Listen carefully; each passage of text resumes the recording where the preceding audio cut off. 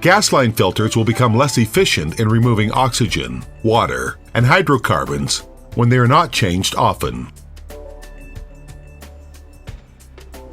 The color indicator changes from green to gray when it can no longer remove oxygen effectively. The color indicator changes from yellow to faded yellow when it can no longer remove water effectively.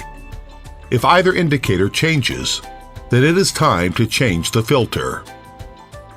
When replacing the filter, leave the carrier valve on. Push the filter down and loosen the bottom screw. Remove the old filter from the base by pulling up. Replace with a new filter on the base and then push down with some force. Place the screw back on and hand tighten evenly.